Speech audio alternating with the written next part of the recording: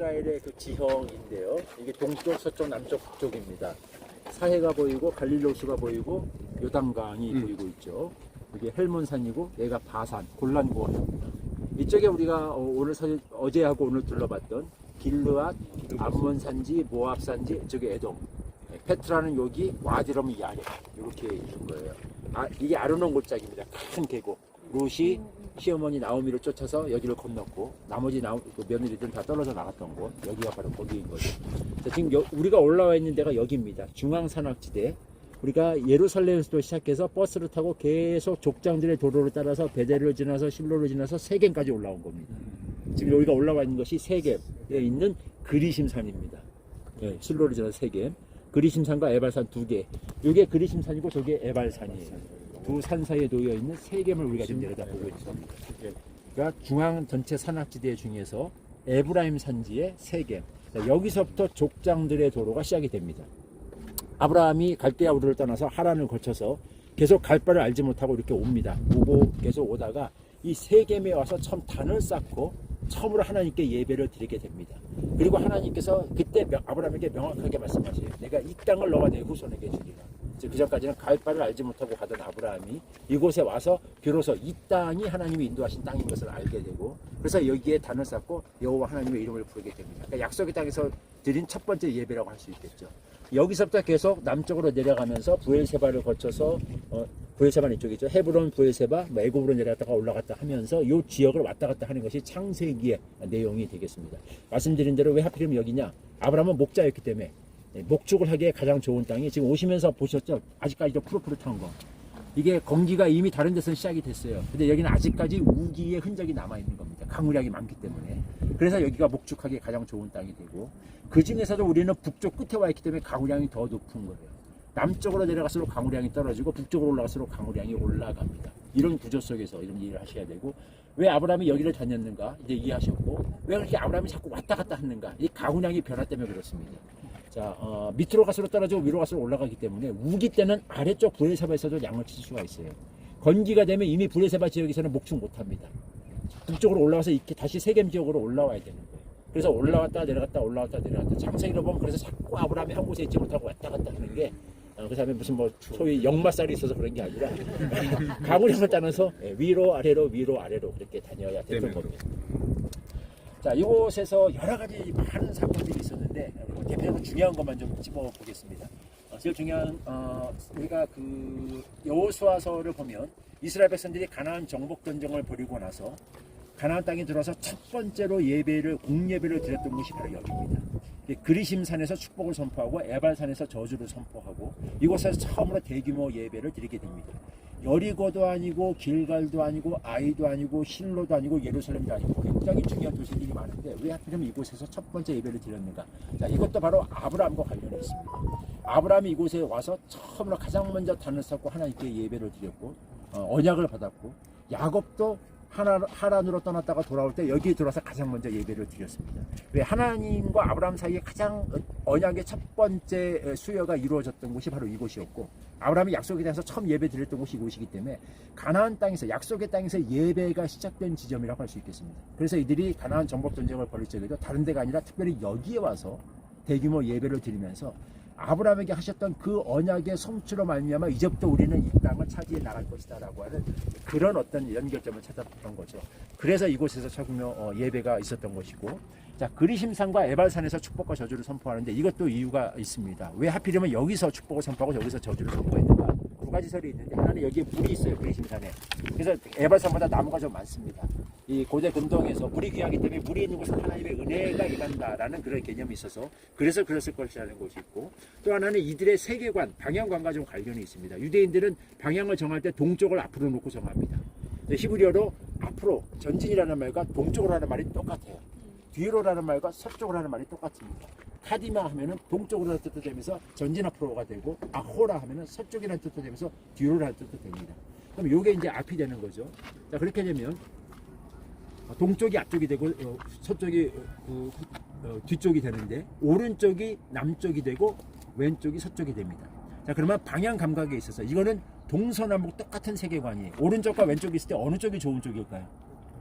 오른쪽입니다. 우리도 오른손을 바른 손이라고 얘기하죠. 왼손이 틀린 손이라는 개념이죠. 영어도 오른쪽이 right입니다. 그러니까 왼쪽은 left지만 사실은 wrong이라는 개념이죠. 유대인들도 히브리인도 마찬가지. 오른쪽이 좋은 쪽입니다. 그래서 오른쪽 남쪽이 하나님의 은혜가 임하는 쪽이 돼서 이 그리심산에서 축복을 선포하게 되고, 왼쪽 북쪽 에발산에서 하나님의 저주를 선포하게 된다라는 겁니다. 라헬이 아들을 낳으면서 그 베냐민을 낳으면서 죽죠. 그러면서 그 아들의 이름을 벤온이라고 지어요. 너무 고통의 아들이다라고 짓습니다. 그때 야곱이 그래서 아들의 이름을 벤야민이라고 바뀌어요. 비록 엄마를 죽이고 태어난 아들이지만 그 이름까지 그렇게 된 게 너무 불쌍하잖아요. 비록 엄마의 죽음과 더불어 태어난 아이지만 이 아이는 그래도 하나님이 나에게 주신 은혜다라는 개념으로 오른쪽의 아들이라 그래서 야민이 오른쪽입니다. 벤야민이 오른쪽의 아들이라는 뜻이에요. 이름을 벤야민이라고 그렇게 짓게 됩니다. 거기서도 우리가 그 세계관을 바라볼 수 있게 된다는 거죠. 그런 개념 속에서 이곳에 예배가 시작이 됐는데, 나중에 그래서 예수님께서 이곳에 오셔서 사마리아 여인에게 특별히 이곳에서 예배에 관해서 가르쳐 주시고, 예수님이 그리스도라는 사실을 드러내셔서 사마리아 여인으로부터 신앙 고백을 받아내게 됩니다. 되게 이례적인 사건이었어요. 왜? 그때까지만 해도 예수님은 자신이 메시아인 것을 알리지 말라 그랬어요. 만나는 사람마다 숨기라 그랬는데, 여기서는 명백하게 그 여인에게 내가 바로 그니라, 메시아라는 사실을 곧 드러내시고 여인으로 하여금 내가 그리스도를 만났다라고 신앙 고백을 하게 하십니다. 그 사건도 특별히 이 지역이 마치 가이사랴 빌립보와 같이 굉장히 역사적인 어떤 유래가 있는 지역이라는 거죠. 처음으로 이 가나안 땅에서 예배가 시작된 곳인데, 예배가 또 가장 심각하게 변질된 곳이기도 합니다. 왜? 예루살렘 주민들과 사마리아인들 간의 그 알력 때문에 사마리아인들은 여기다가 성전을 지어놓고 성경의 내용까지 바꿔가면서 예루살렘이 아니라 바로 이 그리심산이 하나님이 택하신 산이고, 이 그리심산에서 우리가 예배 드려야 된다라고 이렇게 예배를 변질시켰다는 거죠. 예배가 시작된 곳인데 예배가 심하게 변질된 이곳에 와서 특별히 예수님께서 자신의 메시아 되심을 드러내시고 참 예배에 대해서 가르쳐 주신 것이다라고 우리가 이렇게 생각해 볼 수 있겠습니다. 자, 이쪽으로 오시면 이제 우리가 지형 좀 설명을 좀 해야 되는데요. 저 아래 보면 잘 안 보이네. 그 희미하게 그 회색으로 된 고대 성터 같은 것이 보이시나요? 네, 도랑이 파여 있고, 네, 돌무더기 있는데, 예. 거기가 고대 세겜입니다. 저 안에 세겜이 있고 그 안에 세겜 신전터가 발견이 됐어요. 그러니까 세겜은 고대로부터 신전이 있던 도시였습니다. 가나안 지역의 최대 크기의 신전이 저 안에 있었어요. 그래서 우리가 창세기를 원어로 읽어보면 알론 모레라는 말, 세겜 성수라는 말이 나옵니다. 알론 모레라는 말이 뭐냐면 그러니까 세겜 상수리 나무라는 말인데, 이게 모래 상수리라고 우리가 이렇게 번역을 했죠. 모래라는 말이 뭐냐면 가르치다라는 말이에요. 그러니까 우리 말하면 신탁수입니다. 어떤 점을 치는 나무예요. 그러니까 세겜은 그 정도로 어떤 종교적인 도시였다는 것이고, 세겜에, 우리말은 세겜에 이르렀다고 되어 있는데 히브리어 원어를 보면 세겜 성소에 이르렀다는 말이 나옵니다. 그 정도로 세겜은 종교적인 그런 중심지였다라는 거예요. 가나안 크기의 최대 크기의 신전이 저곳에 있었고요. 여기를 중심으로 해서 저쪽 파란색 지붕이 보이는 데까지, 여기가 고대 세겜의 도시가 되겠습니다. 저곳에 있는 저 세겜 성소 큰 신전 안에 우리가 사사기를 보면 아비멜렉과 세겜 주민들 간의 그 다툼이 벌어지게 되죠. 처음에 아비멜렉이 자기가 왕위에 오르게 되고 기드온의 아들들을 다 죽이고, 세겜 주민들이 아비멜렉을 밀었다가 결국 토사구팽 당하게 됩니다. 정말 아비멜렉은 정말 왕이 되고 싶어서 왕이 된 사람이에요. 백성들을 다스리고 하나님의 뜻에 따라 통치하기 위해서가 아니라 그 권력을 잡아보고 싶어서 왕이 됐던 사람이고, 그래서 요담이 그리심산에 올라서 이 아비멜렉의 이 야심을 비꼬면서 이 가시나무에서 불이 나와서 살릴 것이다. 나중에 결국은 세겜 주민들도 화를 당하게 될 것을 예언을 하게 되죠. 그 요담의 선포도 아마 여기서 있었을 겁니다. 어쨌든 그때 마지막에 관계가 틀어지면서 세겜 주민들이 전부 신전 보루로 도망갔다가 2,000명 가량이 몰살당하는 사건이 벌어지게 되는데, 그 사건이 벌어졌던 성소가 바로 저기가 되겠습니다. 저곳에서 그들이 몰살당했던 사건이 있게 되겠고요. 거기서 시선을 오른쪽으로 쭉 돌려보시면 황금색 지붕 같은 게 보이시죠? 네, 저기. 네, 그게 사원입니다. 거기서 왼쪽으로 조금만 시선을 돌리면 주황색 지붕이 보일 거예요. 동그란 지붕. 예. 교회 건물이죠.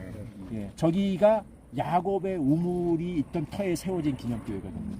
저 안에 들어가면 우리는 가볼 수 없지만 지금도 우물이 있는데 깊이가 25m에 육박해요. 굉장히 깊어요. 그래서 그 여인이 예수님에게 한 말, 이 우물은 깊고 두레박도 없고 이 우물은 깊은데 당신이 야곱보다 위대하니까 예수님에게 물을 주시겠다고 하실 적에 이 우물이 깊다라는 이런 얘기를 하죠. 실제로 우물이 굉장히 깊습니다.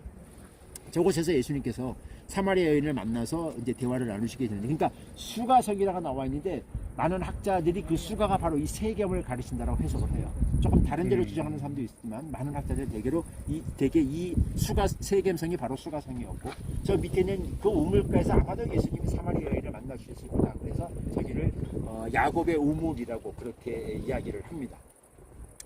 예수님께서 저곳에서 우물을 가지고 이야기를 하시는데,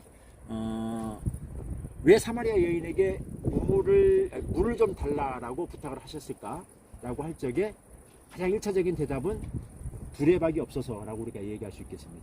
그 당시 우물은 굉장히 중요한 자산이었기 때문에 마을 주민들이 두레박을 가지고 다녔어요. 그 우물 자체가 굉장히 깊어서 외부인은 함부로 와서 저 우물을 길러 먹을 수가 없었습니다. 마을 주민들만 나와서 물을 길러서 마실 수 있었다는 거죠. 그래서 예수님께서 사마리아 여인에게 실제로 두레박이 없기 때문에 여인이 도와주어야만 물을 먹을 수가 있었습니다. 그래서 그런 부탁을 했을 거라고 우리가 얘기를 할 수 있겠고요. 이 우물은 우리는 물을 보통 어떤 물로 구분하죠? 물의 종류, 먹는 물, 못 먹는 물, 또는 민물, 단물, 또는 경수, 연수, 이렇게 구분합니다만, 유대인들, 히브리인들의 개념의 물은 딱 두 가지예요. 사람의 손이 닿은 물과 그렇지 않은 물입니다. 사람의 손이 닿은 물이라는 것은 뭐냐면 대표적으로 우물을 가리킵니다. 사람이 노력을 해서 얻은 물을 우물을 가리키는 거고, 사람의 손이 닿지 않은 물은 사람이 노력하지 않아도 하나님이 주시는 물, 빗물, 샘물이 됩니다.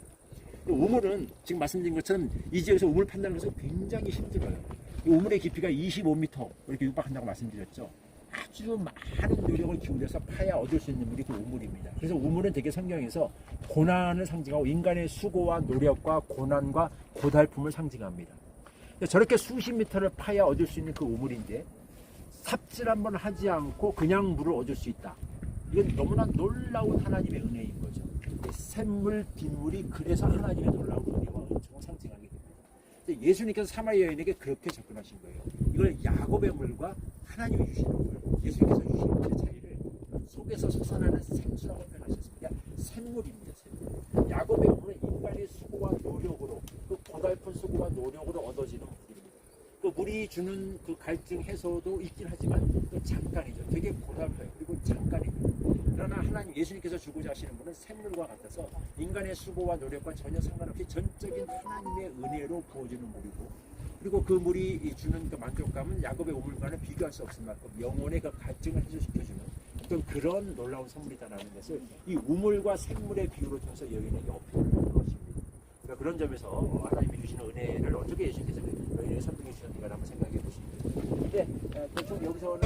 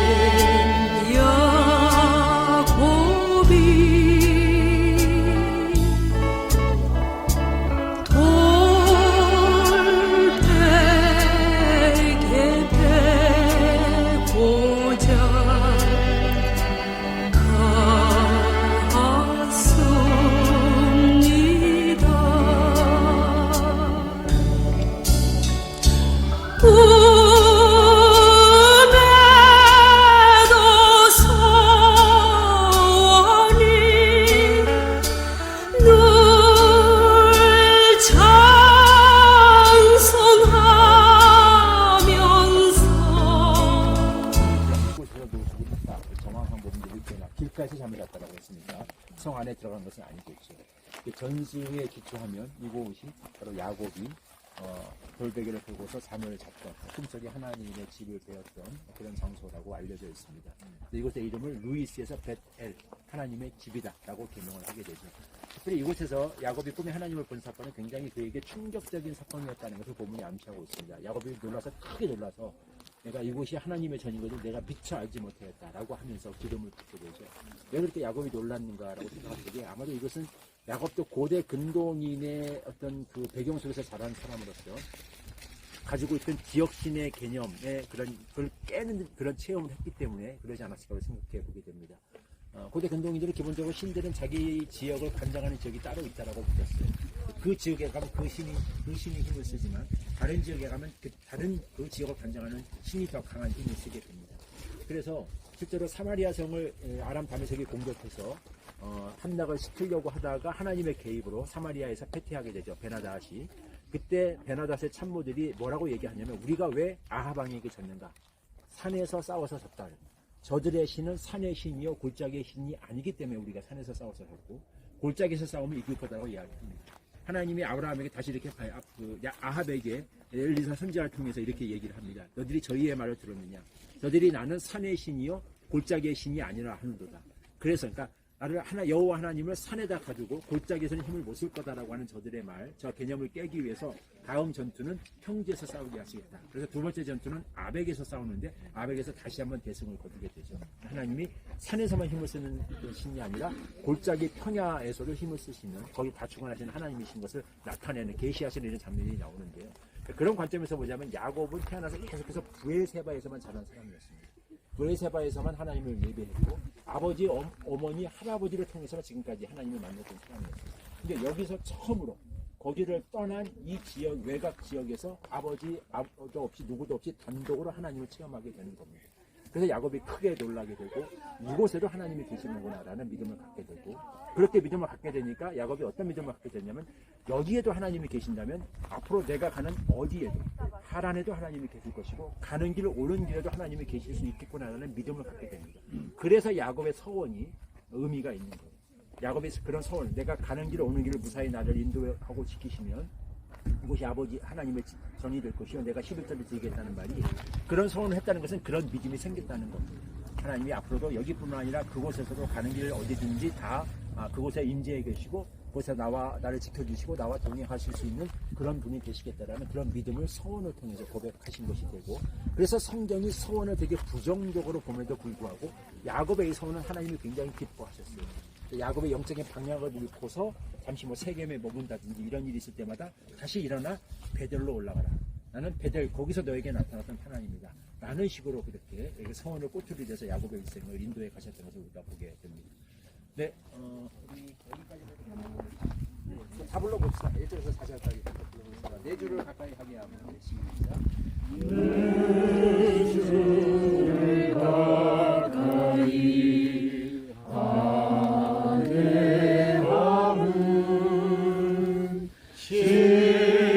십자가 짐 같은 고생 내 일생 소원은 늘 찬송하면서 내 일생 소원은 늘 찬송하면서 주께로 나가기 내 고생하는 것 옛 야곱이 내 고생하는 것 옛 야곱이 배고장 같습니다. 돌베개 배고장 같습니다. 소원을 찬송하면서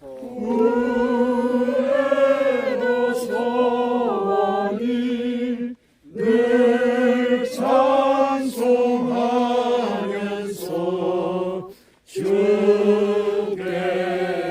나가기 원합니다. 천성에 가는 길 험하여도 천성에 가는 길 험하여도 생명길 대단히 은혜로다. 생명길 대단히 은혜로 천사날 부르니 늘 찬송하면서 천사날 부르니 늘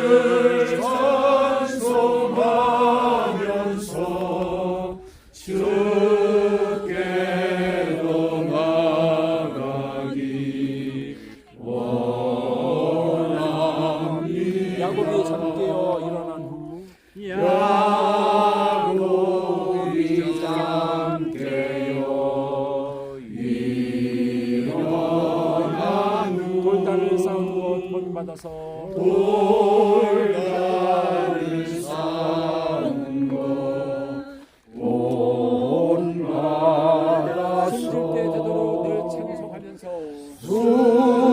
숨질